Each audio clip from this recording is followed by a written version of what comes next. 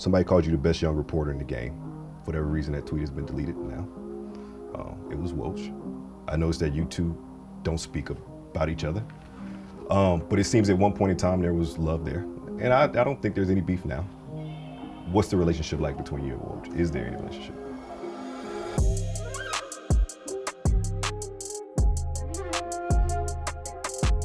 This is Unfiltered with Complex Sports. I'm Pierce Simpson. I'm joined here by senior NBA insider, Shams Charania. Shams, I was going through your list of jobs. There's so many names. You got senior writer for The Athletic.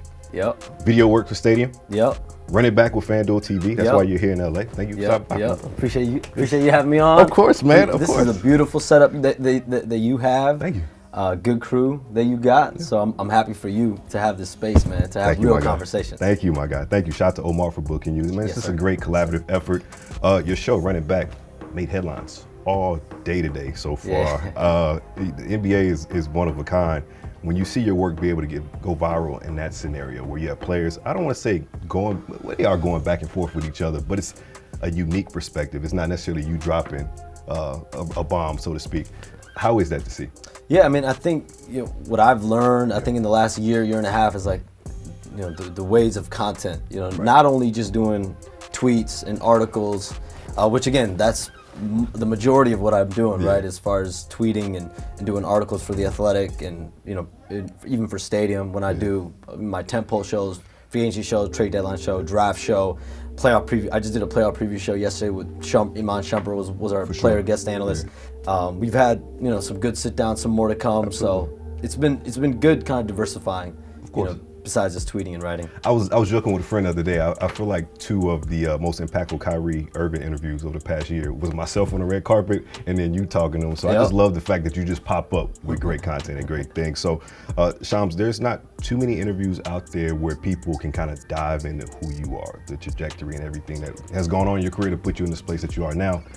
Everybody may look at you like an overnight success, but this has been a decade plus in the making, right? So I want to go back. Let's take things back to the beginning.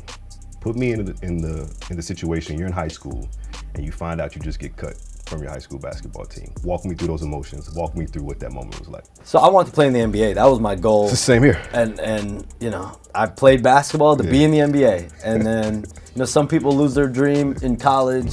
Some late in high school. Mine was really early in high school. Right. And once that happened, I knew I had to focus because I love the game. I love the NBA. Yeah. So I knew I had to find something that'll keep me around the game. Otherwise, my mom, pushed me into the medical field. Right. I think that's kind of a brown cliche.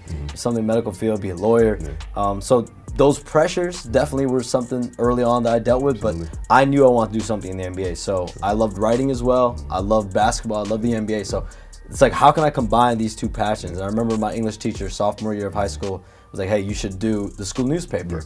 Yeah. And so I did it, and and then I started doing a Chicago Bulls blog for Chicago Now, which was a subsidiary of the Tribune. So I'm writing a lot for my school newspaper. I'm writing a lot for Chicago Now, and at the time I was doing really blog posts. It was as if I was a beat writer for the Bulls. I was doing analysis stories. Yeah. If they do a signing, if they sign Mike James or John Lucas to a 10-day contract, I'm doing like 2,000 words on like why this makes sense for the Bulls. And that's like that 2012 run, right? This is 2011, 2012. Yeah. 2010, 11, 2011, 12, and like that's really what I was doing. Yeah. I was writing 3,000, 4,000 words a day, like religiously. And this is just off the strength of just loving the game and wanting to be close to the game. 100%, and like, of course you're not getting paid, and I wasn't even thinking about money at that point. I'm like, how can I find a voice? Because at that point, I don't have any writing experience. I didn't go to school for writing as of yet. I'm a sophomore in high school. So it's like, how can I find my voice? It's like, I'm just gonna write. And so I'm sure, I wish I could go, one day I am gonna go back, and maybe I do need to go back tomorrow and go like read all my, early pieces and just look at how I used to write and being able to find my voice. Yeah. That was the best thing about diving into the research for this conversation, this interview, was just like reading some of your early pieces and your early work, and the voice was there and finding it was there. So when I ask you this, March 1st, 2013, are you familiar with the importance of that date by any chance? March 1st, 2013. Just over 10 years. We just passed the anniversary. I should know this. I should know this. No, what's the anniversary? So technically, it was your first scoop ever. Oh, was it Malcolm Thomas or Shavlik Randolph? Shavlik Randolph. Shavlik Randolph. 10-day with the Boston Celtics. And yes. then a week later, it was Malcolm Thomas with the 10-day. See, I should know this. This is messed up. See, this is why I go on Unfiltered, man. Damn. I love it. I love it. So when that happens, how excited were you? And then also, how did you kind of cultivate the relationship where whoever the source was able to tell you and say, hey, I'll give Shams this look? It's probably how a man or a woman might feel when they fall in love. Like your heart drops, you start sweating profusely. Like I was losing my mind. And sometimes I still do when I come across news, and it's like definitely a heart racing moment, definitely a moment that gets your palms sweaty, and you feel the moment. Sure. And back then, I mean, my Shavlik Randolph one, the Malcolm Thomas one, and then Luol Deng when he got traded from the Bulls to the Cavs. Yep. Those were all moments where I just remember my heart just dropped. I could feel my heartbeat just start beating fast. I'm sweating because, like, to me that was like everything. Absolutely. Like that was like my dream at that point, because why I feel like I can relate to the fan now is because I was that fan. Like I was obsessed with what's going on behind the scenes. Absolutely. Where's this player going? What's going on in this locker room? Like, why is this player doing this? Like, I was so interested in that. To report on 10 days and write damn near 2,000, 3,000 words on 10-day contract players, you're not trying to diminish them, but there's obviously a fandom and a love that comes with that. Yeah. And I was obsessed. I mean, I still am obsessed, clearly. Like, if I wasn't doing this now, like, I would literally still be obsessing over the same stuff. I would still be obsessing, where's Kyrie Irving getting traded to? Where is Kevin Durant getting traded to? What are the Heat gonna do at the trade deadline? Shout out Omar. Like that's really what consumes me. Because I love the game, I love the NBA, and I love basketball. Has it hit you in any way that you're also, through your love and how you found the game, that you're maybe helping cultivate that for another young person who's coming up, who their entryway into the game is through you and your reporting? Has that hit you yet? It hasn't hit me yet, but whenever I see people either at games or I see people with similar skin complexions, minorities, that say that they might look up to me or might want my advice, and like that's definitely, it's awesome. And I feel like, if I can do it, definitely anyone can do it, because I have no connection to the NBA. I have no connection to anyone in the space. I mean, I really got my start through doing 3,000, 4,000 word stories on a daily basis, and like trying to find my voice, and really cold called and cold text to as many people around the NBA that I could look up on Google and find their contact information, and I'm like cold calling and cold texting them. And you got to have a level of luck. Absolutely. Because now I think back, I'm like, why were people even responding to me? You transitioned that into trying to get a credential to go to Chicago Bulls games. So I'm hearing conflicting reports online. Did you have the credential and then they revoked it because they found out your age, or they denied it because of your age? Oh man, you might get me in trouble with the Bulls. Edit this part though. Yeah, for sure. That part. So basically, I live in Chicago, so the goal was to cover games in Chicago. Yeah. And at the time, I was told, you're a high school student, college student, can't get credentialed. Right. And for me, I guess it was a bummer at one point, but at that point, my mind was racing on another thing. It's like, all right, where do I go now? Right. And so Milwaukee and Indianapolis were the only two spots that are nearby that had NBA teams. Milwaukee and with the Bucks and the Pacers. Yeah. And so I requested credentials with the Bucks, and the PR guy there, Dan Smisek, shout out to him. Yeah, shout out. Allowed me credentialed, and I remember my first press conference. Deron Lamb, John Henson, when they got drafted to the Bucks with John Hammond, Scott Skiles. I still have a picture from that day. I took a picture of those two guys holding their jersey up. That was my first press conference ever. Oh, wow. And I started going against Milwaukee that whole season. And then Indianapolis, like covering my first playoff series either in Milwaukee or with the Pacers, like going to those Heat Pacers games, like no better experience. Like that Knicks Pacers series with J.R. Smith, and like those are invaluable experiences for me. And then it comes back around, and the Bulls that I end up getting being allowed to get credentialed. So I had to earn my stripes. One thing about me, I try to never take anything personally. Sure. I try to just keep my head down. It's like, it's all about like, what can I control on a day-to-day basis? What I can't control is other people's actions. What I control is how I move and like the work I put in. When you're in that, you're covering the series between the Heat and the Bucks, and Brandon Jennings is walking out to his car. Yes. What's running through your mind where you're saying to yourself, okay, it's probably not it, but I'm gonna just go talk to him in the parking lot because he's an upcoming free agent and I might get a good scoop. See, the crazy part is I didn't know like whatever rules there are, and like now I look back, I'm like, you don't do this, this, and this, and this. Like there are like 5 different things you don't, whatever the code. At this point, I know the code of conduct and like what's acceptable, what's not. But at that point, I'm literally going like, I think my naivety and like how naive I was and how I didn't know what to really do and how I was really winging it at all times. And I still feel like today, people might not believe me, but I really feel like I'm winging a lot, even right now. Like the constant like desire to learn and like get better. Like if I feel like the day I feel like I already know everything is the day I probably gotta stop doing this, because I still feel like I have so much to do. But for me, I didn't know. I didn't know the rules. I didn't know what the rules were. Like I've said this story. I think I said it on Duncan Robinson's podcast, but like Dwayne Wade, I'd interviewed him August 2012. That was my first interview that I did with an NBA player, and I went. I think they played early in the winter. Yeah. I went to a game in Milwaukee, and he has his feet in his ice bucket. He's got a towel, but he's naked from the top up. And I'm like, all right, let me get this interview real quick. He's by himself. He's doing nothing right now. And like usually the rule is like you let the guy shower first. And then you come let back. the guy shower first, at least get dressed, and then get. Yeah. I'm not gonna lie. I brought the story up to Dwayne. Me and Dwayne laugh at it now. I saw him in Salt Lake City, and I'm like, man, you remember? And he's like, yeah, I remember, man. So it's a good story, and it really is just a story of like I didn't know, and I think what you don't know sometimes. I guess thankfully it didn't hurt me. When the date, January 6, 2014, when I mentioned that date, are you familiar with? Is that the day Luol Deng got traded from the Bulls to the Cavs? Yeah, I remember that one. I remember that one. Do you feel like everything changed that day for you personally in your career? The door was cracked open a little bit that day. And then it was about what am I going to do with the door cracked open? Am I going to bust through that door? Or am I just going to start to have a level of complacency? So did you feel like it was kind of you were being gatekept in a way prior to that scoop?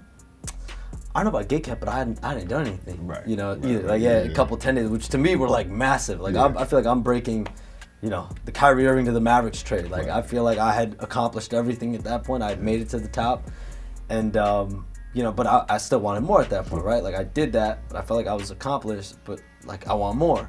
But I hadn't had a breakthrough at that point. Like I hadn't broken news of that consequence when Luol Deng got traded to the Cavs. I mean, there was ripple effects with Cleveland. There was ripple effects with the Bulls, and so when that happened, for sure, I think that the door kind of opened for me, and I had a chance to either make something of it and bust through that door, or I could have been like, yo, you know what? This is it. Like I just did it. I'm the man.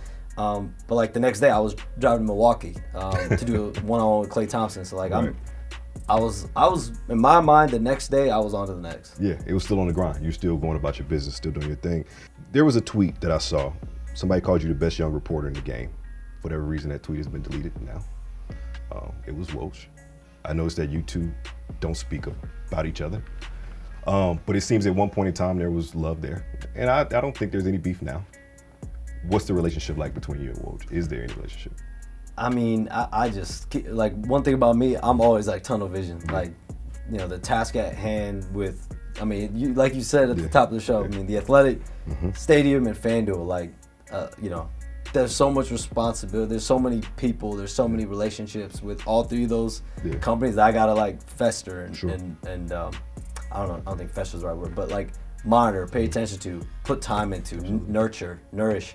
That like I'm so locked in on those three companies and like how I can, with the people that I work with, my colleagues, how can I grow our relationships on a daily basis? So literally every day is focused on that and like how can I grow? But I mean, when you think back at that vertical team, the team that we had at the vertical at Yahoo, like great people over there. That was like like OKC back in the day. When you think about KD, James Harden, Russell Westbrook, Serge Ibaka, absolutely. They had a squad in OKC. So I think definitely you could look at that vertical team. If you look at the roster of people we had, I mean, we were loaded for sure. Shout out to the homie Nick DiPaula. Nick DiPaula. Nick DiPaula was there too. Absolutely. Michael Lee came over with me to the Athletic when I went there. So, amazing writers. People. I mean, like that's where I got my start when it came to do video. Right. Before I got to Yahoo, I wasn't even like I was like, I'm gonna be a writer. Yeah. And I go to Yahoo. I do a little bit of video, and I'm like, Sure. I actually like this a lot. And I talk to people at Stadium, and they're like, we want you to get as many reps as you can. We want you to be a star at this. And I'm like, I like how this sounds. Like I like doing this. So you don't look back at those moments with any animosity in any way? No. It turns into? It's always a learning lesson. Like life is just, how do you learn from every moment? How do you take what you get from you know? I mean, I spent 3 years at Yahoo, so I mean, those are some great people that I worked with, and then how do I take everything I learned there, where I was 21 when I started, I left when I was 23, 24, went to the Athletic and Stadium. It's like, how do I take all the lessons I learned for these 3 years and take it to these companies and, you know, learn everything I got and just paint my own picture. For sure. Did your free agency with Yahoo, which then led to the Athletic and Stadium, did it change your perception of like how you go about covering the process? Because you're like literally in your own free agency. Did it change the way you may view players' process when you're covering them in the NBA? Man, that's a great question. I mean, I think you know, but that was interesting. I mean, you're right. Yeah. You know what I will say though, it did give me, like when I was growing up, players would say, "Yo, I'm taking it one day at a time." Right. You know, like I'm not even focused on that. I'm just focused on the here and now. And I'm like, man. You thought it was bullshit at first when they would say that. Out of here. No way. That's not true. Right. Like right. you're definitely thinking about it. But then, you know, it doesn't matter what line of work you're in. You could be in media. You could be as a player. You could be. I mean, my mom's a nurse. You could be a nurse. You could have any profession. You know, I mean, it's I mean, that's true. Sure. Like, and when I was living in those moments, and, you know, I've had a couple more free agencies since 2018, and the moment you start thinking into like 3, 4, 5 months, that's when you shoot yourself in the foot. Yeah. So that cliche, when I was 11, 12, 13 years old, I had no idea about the workspace and the work field. Sure. I'm like, yeah, that's cap. But now. Right. And I didn't even say the word that's cap. Well, I feel you. I'm putting it. You recently shared with FanDuel, I thought this was hilarious. Your screen time was down 11%. Yeah. It was down 11%, which I want to give you kudos big moment for that. in my life. Big moment in my life, yes. But it still was 16 hours and 14 minutes per day. Has the grind ever gotten to a point of burnout for you? Nah, I mean, I wouldn't say burnout. I mean, I think every time you get rid of, you know, you get at the end of draft week, trade deadline week, and free agency week, there's a level of like, damn, relief. like the craziest time is over. You know, you kind of want to take a little bit of time to yourself, and then recharge your batteries, and then you're on to the next. So you're fully in the craziest time of the year, from like trade deadline through draft time?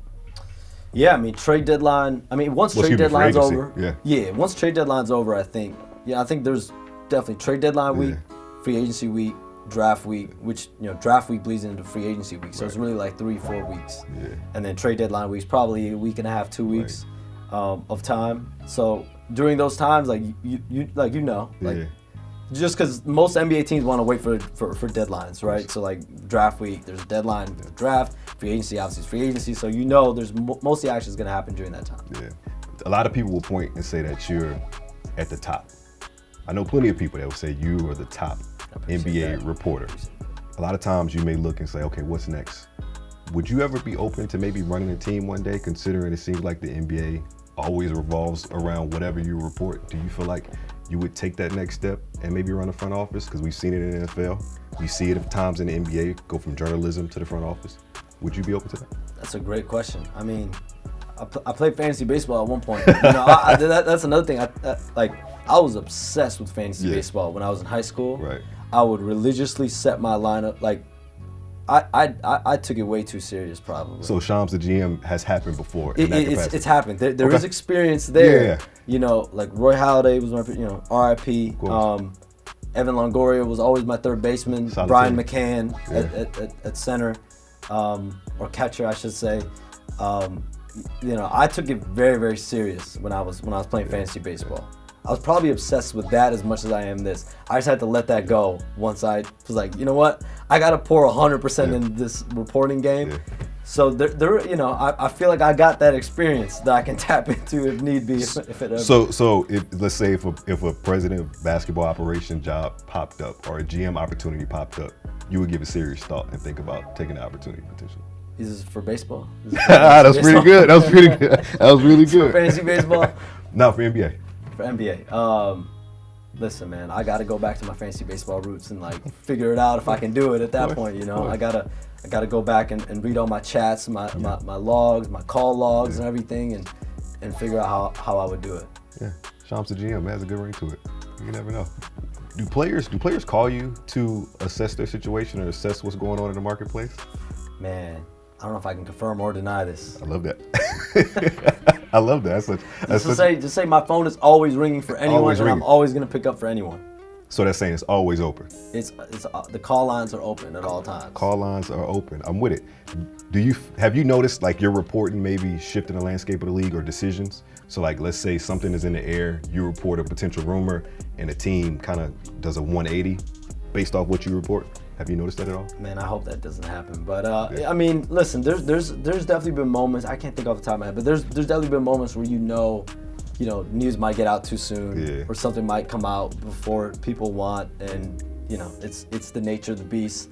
That's the side of the job that I think, I have to weigh at all times. When is too soon? When is, if someone really wants you to hold on something, but it's going to get out. Like, how do you weigh those things? I think that's just especially when plenty of people are trying to beat you in this game. So obviously you got to stay to it. When you broke the news of former President Trump and his wife testing positive for COVID, were you trying to say that you're more than just an NBA insider when you tweet that? Man, I was in the bubble.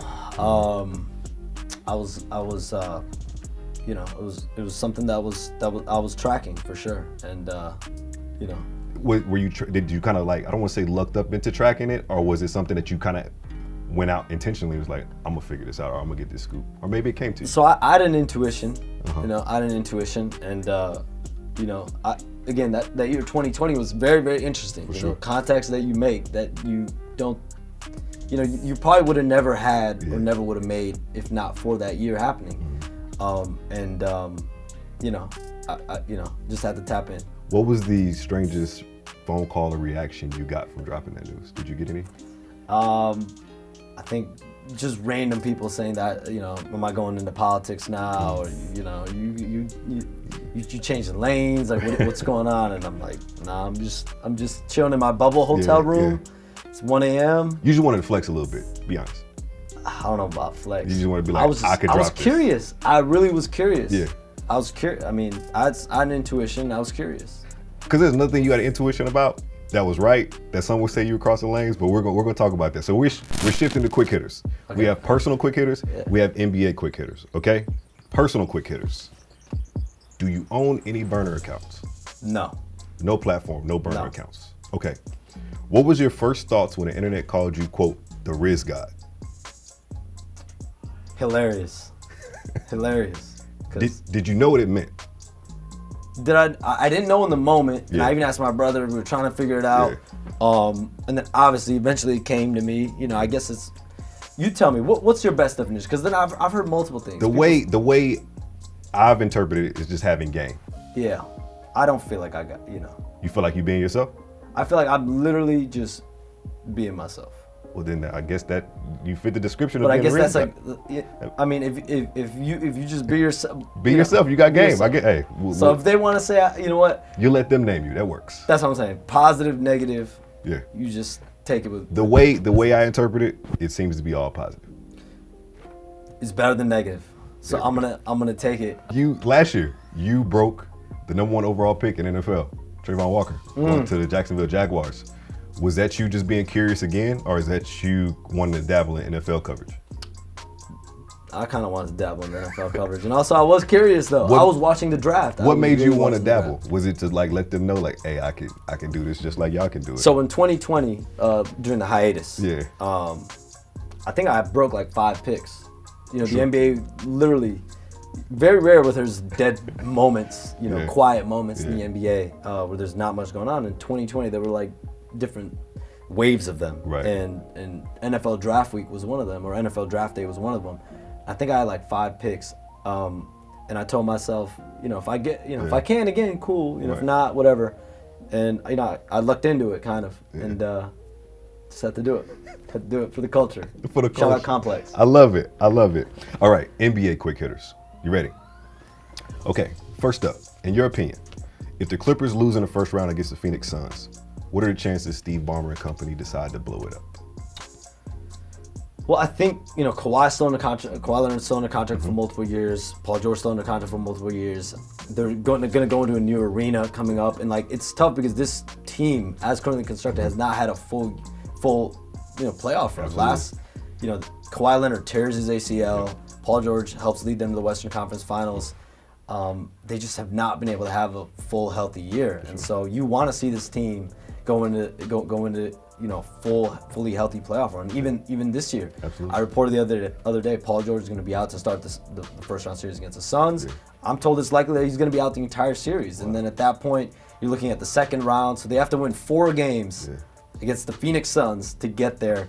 Will they be able to do it? What do you think the odds are James Harden finds his way back to Houston this offseason?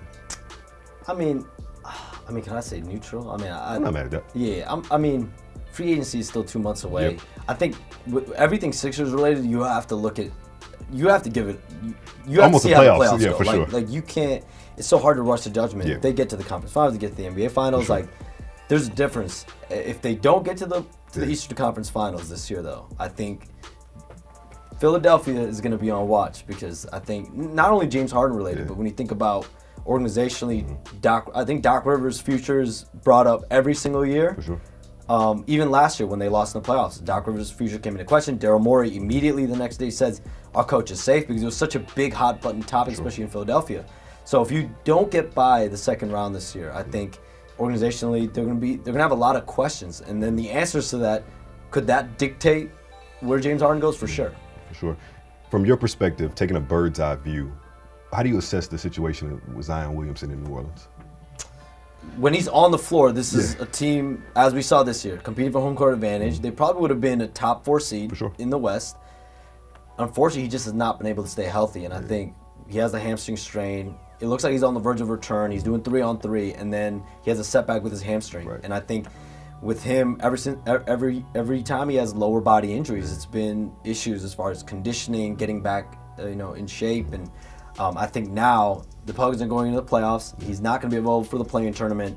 I reported the other day, there's no expectation with the Pelicans he's going to play the entire first round if they get there. Wow. So they're going to, at some point as an organization, you have to sit down, have conversations, and see how do we, medically, physically make sure that he can get through a full year. Would you describe it as contentious at all between the two camps? I wouldn't describe it as contentious, but I do think there is a level of, Zion Williamson, he might feel like, and we saw this a little bit with his foot injury last year when he was coming back, and I think his stepdad, Lee Anderson, went on air in New Orleans and said, Zion Williamson could play right now, but the organization is holding him back. Right. I think you are seeing kind of a yin and yang approach when it comes to balance and looking forward to his long-term health versus Zion Williamson chomping at the bit to want to play, because clearly it seems like he wants to be out on the floor. He wants to play. The organization might be just protecting him from himself. I get it. What sense around the league do you get of Bronny's prospects as an NBA player? I definitely think teams believe he is a legitimate NBA player. Mm-hmm. Now, where he goes in the draft, is he a lottery pick? Is he top 10? Is he top 8? I think, we'll see. He has to go to college. Absolutely. He's going to go to college, so let's see how the college year plays out. But he's already, I think, looking at as a guy that could very well be a pretty solid lottery type pick. For sure. Final 2, do you envision any sort of scenario where Victor Wembanyama maybe says, I won't go to team X if certain things happen in the lottery? You never say never, but he doesn't seem like a player to me that will shun a team out. Right. I think, the amount of time that I've spent around him, he seems like a great kid, hardworking player, wants to win, wants to succeed. I think a guy like that, a generational talent like that, is going to look at any team that gets the number 1 seed, for sure, and is going to say, I'm going to make that team. I'm going to take that team to the next level. And I think he's going to have that same mindset. Yeah. Final question. Over under 50%. Is Damian Lillard a Portland Trailblazer next year? That's a great question. You're trying to put me, trying to get me.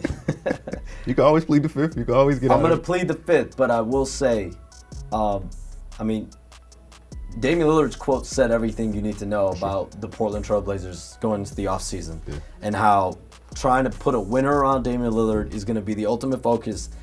And if you can't get there, Damian Lillard's words said it themselves. he doesn't. Clearly, he doesn't seem like he wants to play with a bunch of young players anymore. For sure. It was wants to win. directly his word. I don't even have to say anything. Yeah, listen. Put the word in and get Kyrie back with my Mavericks, man. We got to make that happen. But Shams Charania, brother, I appreciate you stopping by. Appreciate you. Unfiltered with Complex Sports, senior NBA insider for The Athletic. You can watch him on Stadium. You can also watch him on Run It Back on FanDuel TV with my guy, Eddie Gonzalez. But Shams, again, brother. Appreciate you taking the Thank time, you, man. Thank you, brother. Of course. Appreciate you.